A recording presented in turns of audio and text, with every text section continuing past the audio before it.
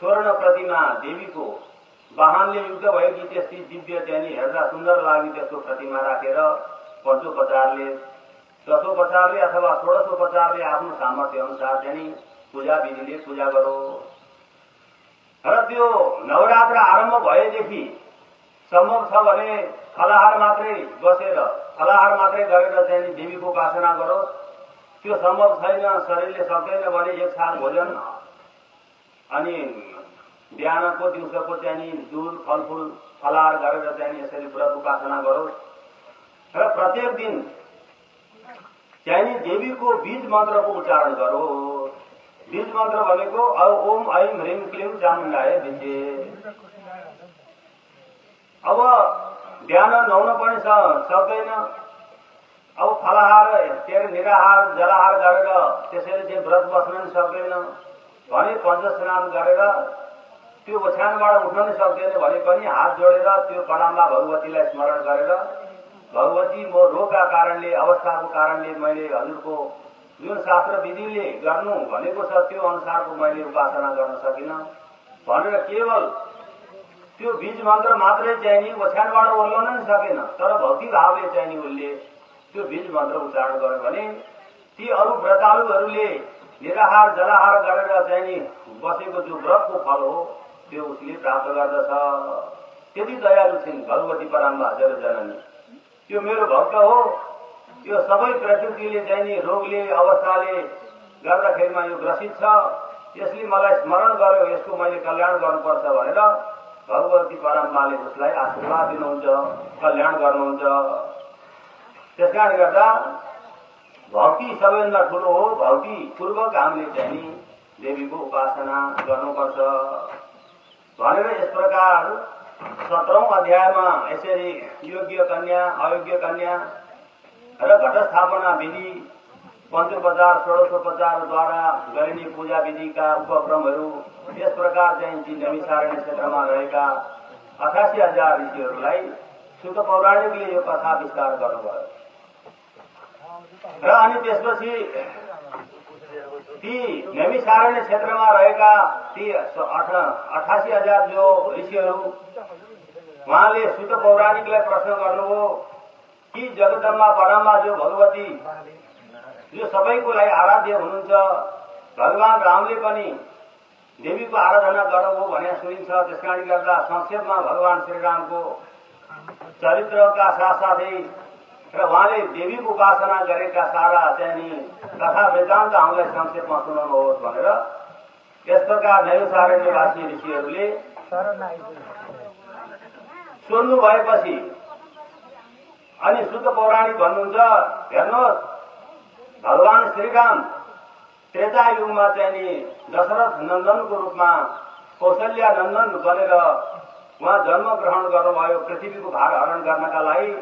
उहाँ भगवान रामको त्यो पहिला चिन्नुहोस्, रामको महिमा बुझ्नुहोस्। पहिला भन्दा रमन्त्य योगिनो यस्मिन् नित्यानन्दे चिदात्मनि इति राम पदे नासौ परब्रह्म विधीयते। राम भने के हो भन्दा राम भनेको त्यो एउटा तागत हो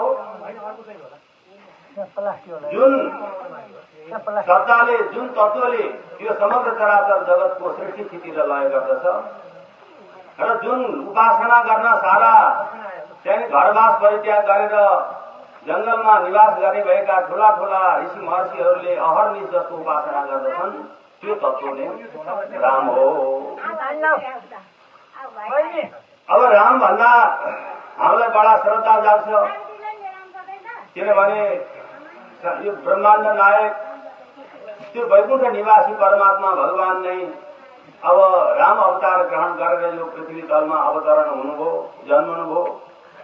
हामी सम्पूर्ण ब्रह्माण्डवासी मध्य लोकमा निवास गरे भएका हामी मानव जगत त्यो परमात्मालाई हामी उपासना गर्छौं, ध्यान चिन्तन मनन गर्छौं।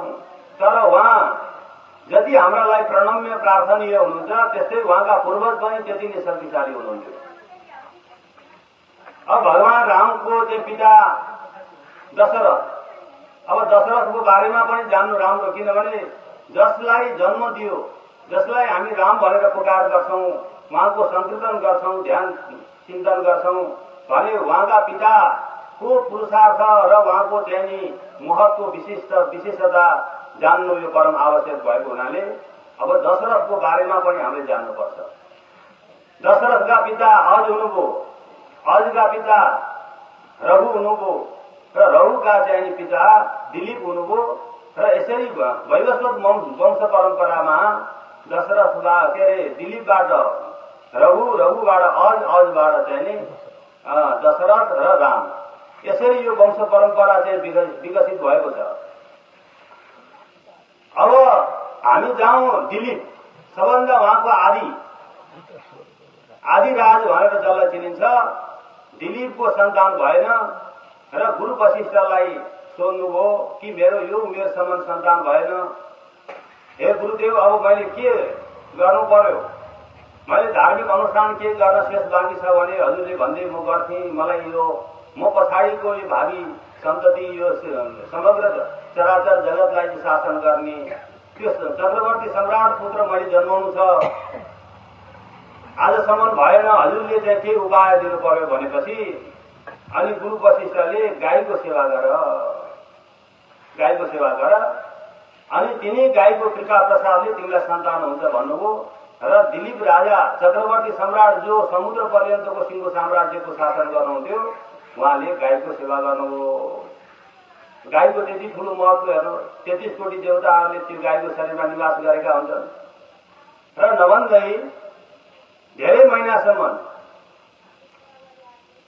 राजा दिलीपले गोसेवा गरे। त्यस पछाडि त्यसको परिणाम गाई प्रसन्न भएर उनलाई चाहिँ पुत्र प्रदान गरिन् र त्यसबाट चाहिँ रघु जन्मिए। हेर्नु, साधनाले चाहिँ उपासनाले व्रतले सन्तान जन्माएका छन् ती रामका पूर्वजहरूले। त्यसपछि रघु जन्मिनुभयो। अब रघु कति शक्तिशाली यो सबै तपाईहरुले नसुन्नु भयो भने हुन सक्छ। रामको कथा मात्रै सुन्ने पूर्वजहरूलाई प्राय भन्दैनन् मान्छेहरूले। अब रघु कति शक्तिशाली हुनुहुन्थ्यो भन्दा त्यो लङ्कापुरीमा रावण कुम्भकर्ण पहिले जन्मिसकेका थिए र उसलाई थाहा थियो, भूत भविष्य वर्तमान सबै उसलाई थाहा थियो कि मेरो मृत्यु त्यो वैवस्वत मनुकुलमा जन्मिएका चाहिँ दशरथ पुत्र रामबाट मेरो मृत्यु हुनेछ भन्ने उसलाई थाहा छ। ऊ 50-60 हजार वर्ष उमेर लिएर चाहिँ ऊ पहिले चाहिँ लङ्काको अधिपति सम्राट बनेर बसेको छ र उनले रावणले स्वर्ग पनि अधीनमा गर्यो, पाताल पनि अधीनमा गर्यो। ऊ त्रिलोक विजयी बनेर चाहिँ शासन गर्न थाल्यो र त्यो अयोध्या नरेश जो रघु हुनुहुन्थ्यो त्यो अयोध्या क्षेत्र प्रान्तलाई उनले अधीन गर्न सकेको थिएन र एक दिन चाहिँ रावणको मनमा विचार आयो कि आज रघुलाई परास्त गर्नेछु मैले, त्यसपछि म त्रिलोकको चाहिँ सम्राट हुनेछु भनेर पुष्प विमानमा चढेर रावण चाहिँ अयोध्या नगरीमा आयो। नगरी आफ्नो राजभवनमा त छैनन्। रघु स्नान गर्न भएर सरयू नदीमा चाहिँ गएका रहेछन्। अब पुष्प विमान उसलाई हिँड्नुपर्ने होइन, फेरि त्यहाँ उडान भयो र सरयू नदीको किनारमा ओर्लिएर चाहिँ नि त्यो किनार तटवर्ती क्षेत्रमा चाहिँ गएको गंगापट्टि फर्केर चाहिँ नि ध्यान तपस्या गरिरहेका रहेछन् रघु। अनि त्यसपछि गएर बडा आश्चर्य लाग्यो, यस्तो तपस्या गरिरहेको छ, ध्यानमा बसिरहेको मान्छेलाई पछाडिबाट हान्नु त अपराध हो, किनभने ऊ सम्पूर्ण शास्त्र जान्दथ्यो। स्वभाव दानवी स्वभाव भएको हुनाले हामी राक्षस भन्छौं रावणलाई। रावण ब्राह्मण पुत्र हो, पुलस्त्यको नाति, विश्रवाको छोरा, तर उसको दुर्विचारका कारणले गर्दा ऊ दानवको गणनामा पर्यो र उसलाई त्यो धर्मको चेष्टा थियो कि मैले यसरी ध्यान तपस्या गरेर बसेका रघुलाई पछाडिबाट चाहिँ बाण हानेर प्रहार गरेँ भने म कायर हुनेछु, किनभने सम्मुख अगाडि चाहिँ भिडेर लड्यो, त्यहाँ जित्यो भनेको पुरुषार्थ हुन्छ, संसारले चाहिँ प्रशंसा गर्छन्। अब पछाडिबाट बाण हानेर मैले मारे भने यसले त अन्याय गरेर मार्यो भन्छन्, मेरो बदनाम हुन्छ। त्यसकारण गरेर यिनी ध्यानबाट उठुन् अनि मुकाबिला गरौँला भन्ने लाग्यो। यो ज्यादै मार्मिक कथा ध्यानपूर्वक सुन्नु होला, यो तपाईहरुले सुन्नु भएको छैन। त्यस पछाडि रघु आफ्नो नित्य कर्म सायंकाली के मध्याह्नकाली चाहिँ सन्ध्या सकेर चाहिँ उनी जब उठे, फर्केर हेर्छन् त रावण अगाडि ठेङ्ग उभिएको छ। ओहो लङ्केश, तपाई आज हो महाराज, म आज चाहिँ नि तपाईलाई भेटु भएर आ भन्यो। यथार्थको मनोभाव त अर्कै छ। अब त्यहाँ चाहिँ चाप्लुसी गर्यो कि हजुरलाई म भेट्न आएको, ए ल बस्नु पर्नुहोस्, मेरो अलिकति काम बाँकी थियो, यहाँ सन्ध्या जप गर्दै थिएँ, मलाई थाहा थियो तपाईँ आउनुभएको, तपाईँ पछाडि उभिएर मैले देखेको थिएँ अगाडि फर्केर भनेपछि त्यो रावण चकित भयो। ओहो, अनि बस्यो त्यहाँ बगरको नजिकै। अनि कसरी थाहा पाउनुभयो? म पछाडि थिएँ, तपाईँ अगाडि मुख गरेर चाहिँ नदीपट्टि फर्केर उपासना गरिरहनु भएको थियो भने म पछाडि उभिएको हजुरले कसरी देख्नुभयो भन्दा म यहाँ बसेर तिम्रो त्यो सिङ्गो चाहिँ लङ्का सहर कानेरी पोखरी छ, कानेरी तपाईँ बस्ने राजमहल छ, अनि कहाँ तपाईँको त्यो अशोक वाटिका छ, त्यो सारा चाहिँ त्यो भूगोल म यहाँबाट छर्लङ्ग टेलिभिजन हेरेर हेर्छु भनेपछि ओहो, भूत भविष्य वर्तमान सारा जान्ने अब चाहिँ त्रिकालदर्शी चाहिँ रावण भनेर म आफूलाई यस्तो चाहिँ अभिमान गर्थे। तर मभन्दा शक्तिशाली त यी रघुको रहेछन्। ल त्यसो भए तपाईँलाई थाहा छ त मेरो राजधानी चाहिँ कानेरी पर्छ, ल त्यो मेरो भूगोलभित्र कुन केन्द्रबिन्दुमा मेरो त्यहाँ राजमहल छ, कानेरी चाहिँ त्यो अशोक वन छ, त्यो सबै